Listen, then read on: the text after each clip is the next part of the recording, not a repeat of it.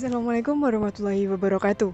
Perkenalkan, nama saya Deviana Rikisya Putri dari Prodi D3 Gizi Reguler A semester 3 dengan NIM P1337431119020. Di sini perkenankan saya untuk menjelaskan apa yang sudah saya resum tentang kualitas air. Air adalah kebutuhan esensial bagi manusia yang kedua setelah udara untuk keperluan hidupnya. Manusia hanya bisa bertahan selama 3 hari tanpa adanya air. Untuk menciptakan suatu lingkungan hidup yang sehat dan bersih, tanpa persediaan air yang cukup, mustahil itu akan terjadi. Masyarakat Indonesia pada umumnya, apalagi yang tinggal di perkotaan, menggunakan air PDAM sebagai sumber air minum dan kebutuhan lainnya. PDAM atau Perusahaan Daerah Air Minum menyediakan air yang sudah melalui proses pengolahan. Mengapa air itu perlu diolah? Karena sebagai perlindungan pada sumber air sampai dengan perbaikan standar kualitas asal air sampai kualitas yang diinginkan sesuai dengan standar Peraturan Menteri Kesehatan Republik Indonesia Nomor 492/Menkes/PER/4/2010 dengan ketentuan dan syarat yang sudah ditentukan. Tentu banyak faktor yang dapat mempengaruhi kualitas air atau mutu air, pada sistem perpipaan terutama, yang dapat mengakibatkan kontaminasi mikroba dengan kontaminasi kimia pada air lainnya. Bahan pembuatan dan pelapisan pipa tentu dapat meningkatkan konsentrasi logam berat, misalnya timbal. Timbal adalah bahan yang biasanya digunakan sebagai zat penghambat korosif pada pipa besi. Timbal mudah terlepas pada saluran pipa yang disebabkan oleh berbagai faktor seperti faktor lingkungan, jenis dan ketebalan pipa, umur dan lamanya usia pipa, serta tekanan dan proses korosifikasi. Hal ini memungkinkan timbal ikut mengalir pada saluran air, terutama pipa rumah tangga. Timbal sendiri merupakan logam yang bersifat toksik terhadap manusia, yang bisa berasal dari konsumsi makanan, minuman, atau melalui inhalasi dari udara, kontak lewat kulit, kontak lewat mata, dan lewat parental keracunan timbal,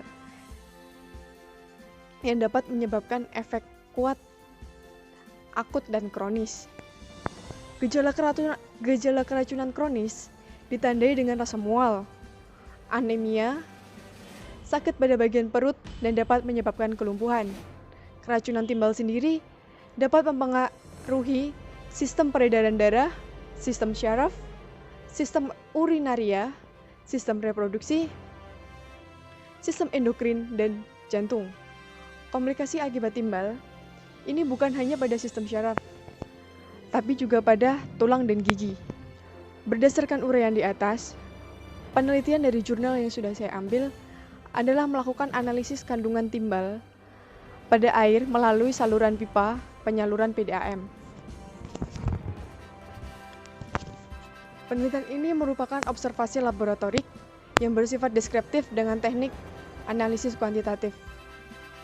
Lokasi penelitian dilaksanakan di Balai Desa Laboratorium Kesehatan Makassar pada tanggal 20 Maret sampai 15 Mei 2017. Populasi dalam penelitian ini adalah air dari sumber air Perusahaan Daerah Air Minum PDAM Makassar.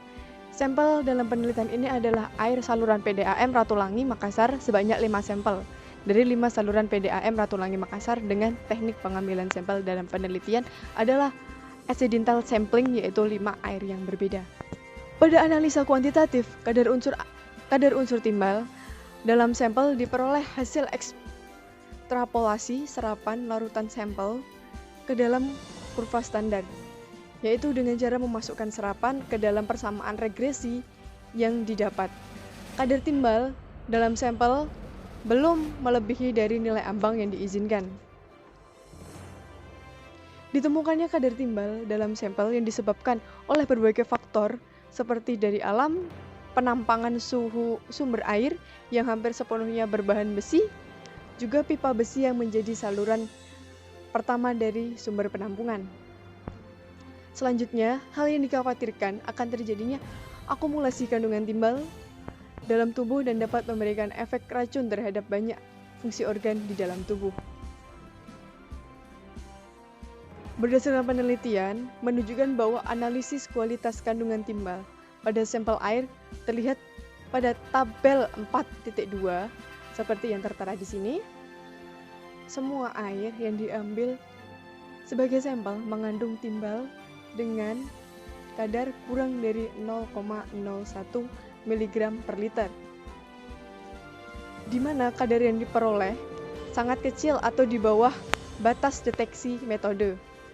Sesuai dengan peraturan Pemerintah Menteri Kesehatan Republik Indonesia nomor 492-Menkes-PN-4-2010, di mana kandungan timbal dalam air diperoleh yakni 0,1 mg per liter, sehingga semua sampel yang diperiksa memenuhi syarat standar. Hal ini dapat disimpulkan bahwa kandungan air PDAM Makassar itu aman untuk konsumsi maupun sebagai kebutuhan lainnya. Sepertinya itu dulu yang dapat saya sampaikan. Apabila ada salah kata, saya mohon maaf. Terima kasih.